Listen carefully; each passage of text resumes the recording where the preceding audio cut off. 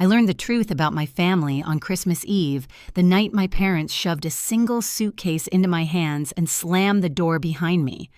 My sister smirked in the porch light, whispering, "Let's see how you manage Jasmine." I managed by shivering alone on a snowy bench, breath-sharp fingers burning.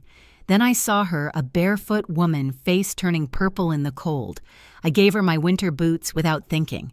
An hour later, 19 black BMWs surrounded me, doors opening in perfect sync. The same woman stepped out, and what she said rewired everything I thought I knew.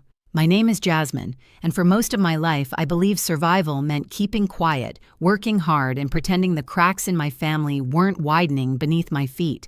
People saw the Hillsborough house, the glass staircase, the holiday cards, staged like magazine spreads, and assumed we were lucky. But luck is a fragile thing when you're raised in a home where love is conditional and appearances are scripture.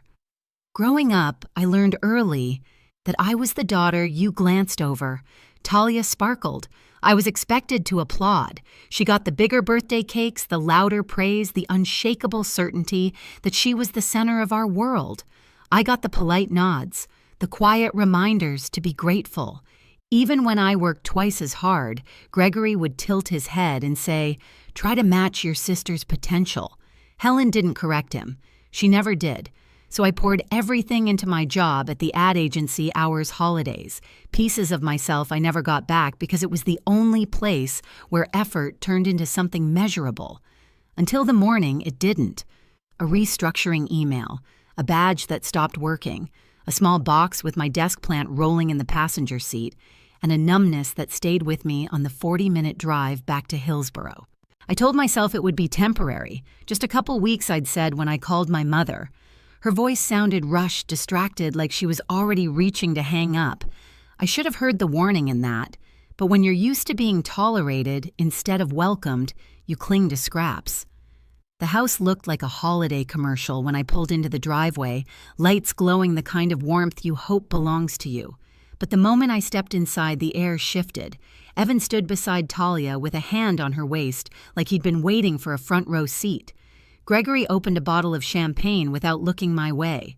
Helen adjusted the pearls at her neck like she needed something perfect to focus on. I told them I lost my job. Talia's eyebrows lifted, her phone subtly tilting toward me. Again she said loudly, making sure the caterers heard, "That was the spark, but it wasn't the fire."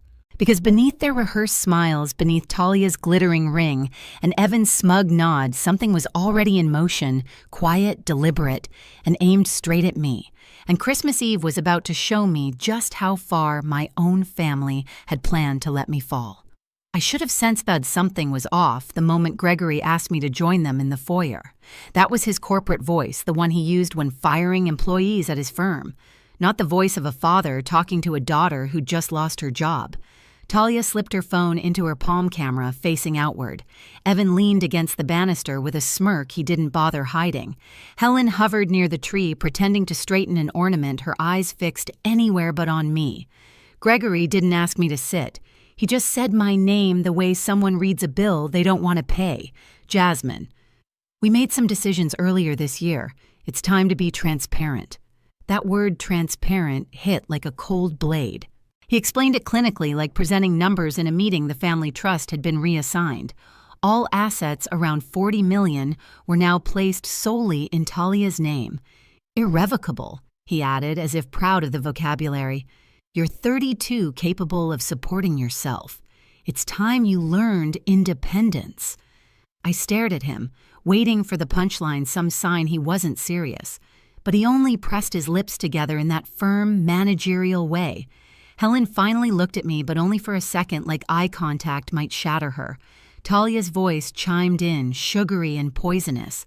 It's honestly for your own good. You're unstable Jasmine, always switching jobs, always stressed. Dad just wants to help you grow.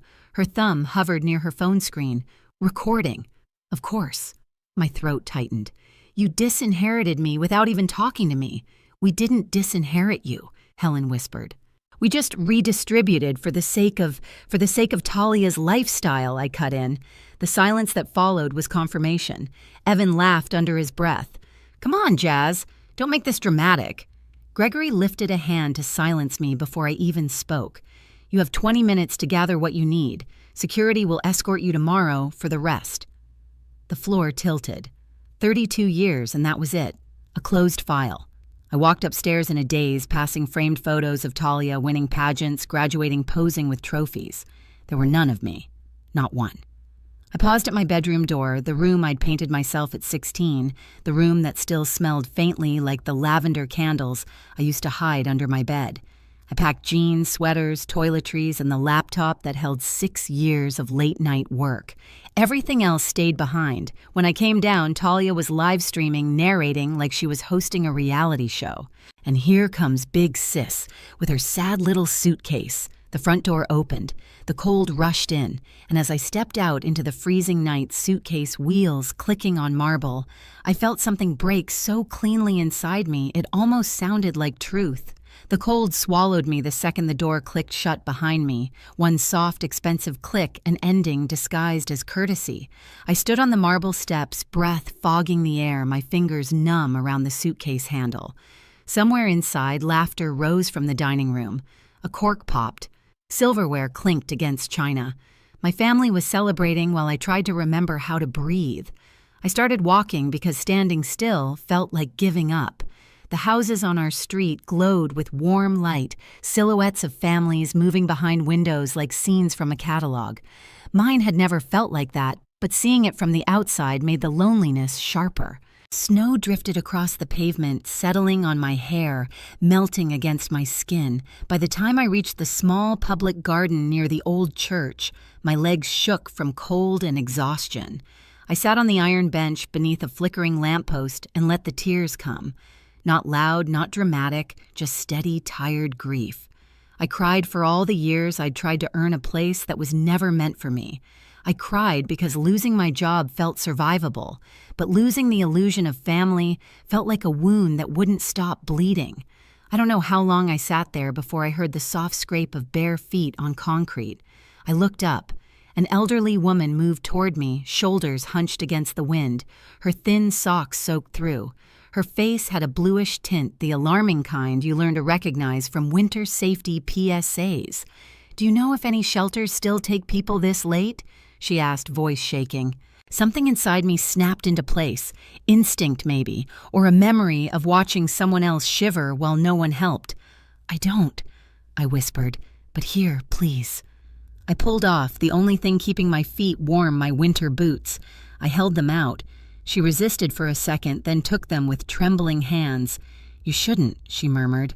"I know I said, but you're colder than I am." She squeezed my hands once before walking away, disappearing into the fog like a ghost with somewhere to be.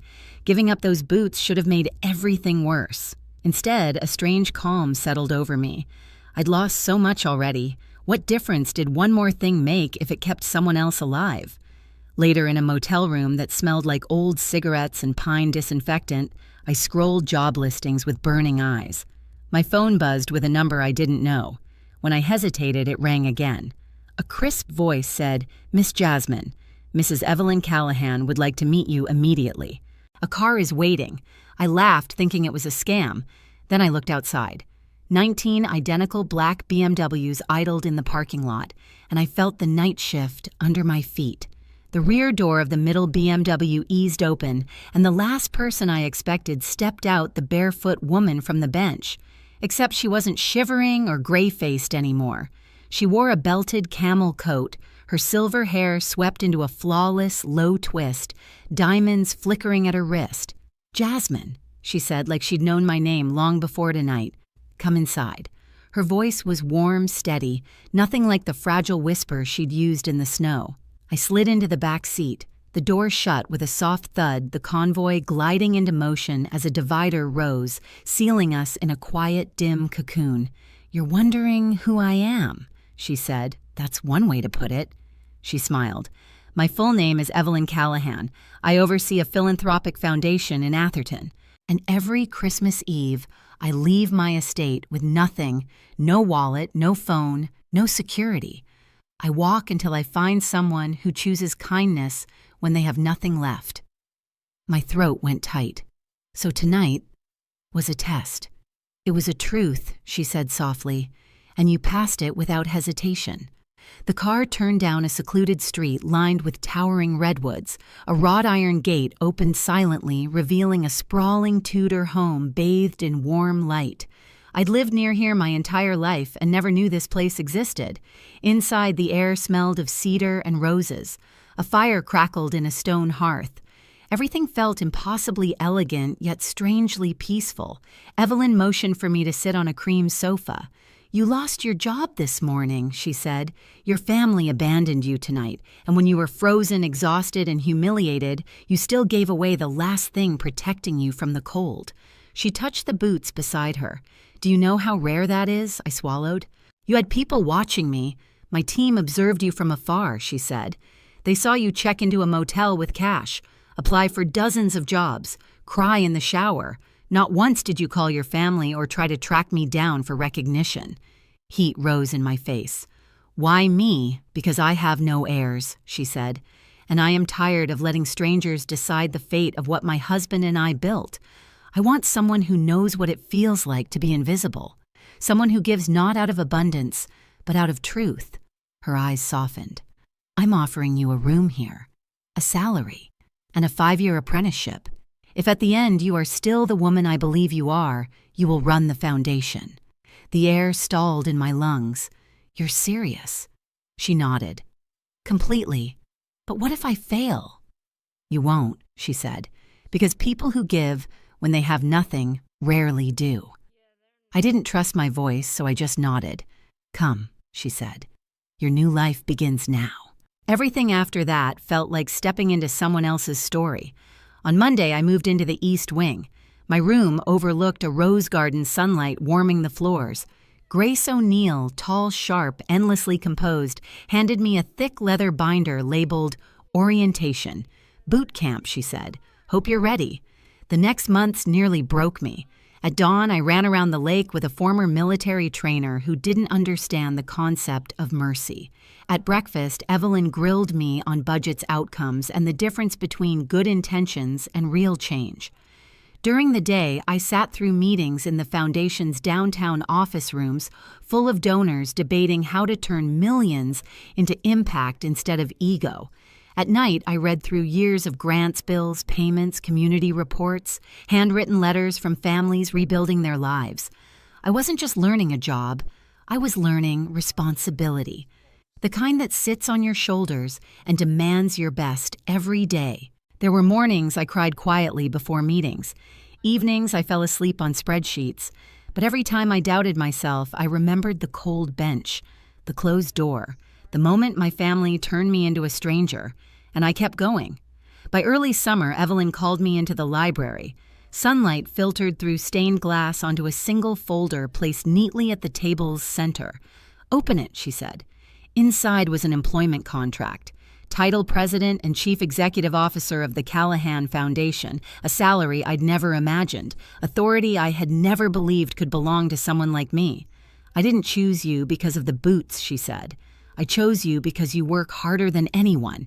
Because you carry heartbreak without passing it down, because you show up with integrity even when no one is watching. Emotion burned behind my eyes. I don't know what to say. Say yes, she murmured. I signed. That night we shared a quiet toast on the terrace as the sun dipped behind the redwoods. I felt anchored, seen steady for the first time in years, but life has a way of circling back. It happened one crisp fall morning in my corner office in San Francisco. Grace knocked once. They're here, she said. Your parents. And Talia. No appointment. My pulse thudded. Send them in. They looked different. Smaller, older. Gone were the designer outfits. Talia wore a plain sweater, her mascara smudged. Gregory's hair was nearly white. Helen clutched a cheap purse, her hands shaking. Talia spoke first. We're sorry, Jasmine. We were awful. We know that. She swallowed. Dad's investments collapsed. We lost the house. Evan? Left. We need help. Maybe $2 million, just to start over. $2 million. Said so lightly. What happened to the trust, I asked. Her eyes filled. Crypto. Some deals Evan swore would triple. It's gone. I exhaled. I'm sorry for your situation, I said softly. But this foundation helps people who never had a safety net, not those who burned theirs by choice. Gregory bristled. We're your family. I know, I said, but family doesn't erase accountability. I slid 3 business cards across the table: financial recovery debt, management counseling support. This is what we offer everyone, including you. Talia's face collapsed. You're really not giving us anything. No, I said, because I finally know the difference between saving someone and enabling them. Helen whispered, We're sorry. And for once, I believed her. Security walked them out. Grace lingered by the doorway. Are you okay? I watched the city stretch beneath the glass. Yes, I said. For the first time, yes. In the weeks after they left my office, something inside me settled. Not triumph, not bitterness, just a steady, grounded calm. The kind that comes when a long-infected wound finally drains clean. I didn't check their social media. I didn't ask Grace for updates. For once in my life, my family wasn't the center of my decisions or my grief. I woke early, ran around the lake, reviewed programs, met with community partners, and felt my days fill with purpose rather than survival. Evelyn watched me with a quiet pride she rarely voiced. Some evenings we'd sit in her garden wrapped in blankets, sipping tea as she asked about policy ideas or the families we hoped to support next. You've grown into your spine, she said once, brushing a leaf from my shoulder. Not harder, just clearer. Word of the trust disaster and the failed investments reached me in fragments, an article here, a whispered comment there. My parents had moved into a small apartment in San Jose. Talia was working part-time, attending counseling, trying to rebuild what she'd helped destroy. None of it brought me joy, and none of it brought me pain. It's simply I was. The consequences they faced weren't revenge. They were reality finally catching up. What mattered more was the work. We broke ground on a new housing initiative. We streamlined emergency grants. Families who once slept in cars now had keys to front doors. Children who'd whispered in fear now laughed in hallways painted sunflower yellow. One night, as I locked the foundation office, I caught my reflection in the glass, tired, stronger, certain. I realized I no longer carried the weight of proving myself. I had already become the version of me I once needed. The day we opened Second Home, the plaza buzzed with families, volunteers, donors, and kids racing between planter boxes like they already belonged there. As the ribbon fluttered in the breeze, I stepped to the podium and looked out at hundreds of faces, some hopeful, some exhausted, all searching for steadiness.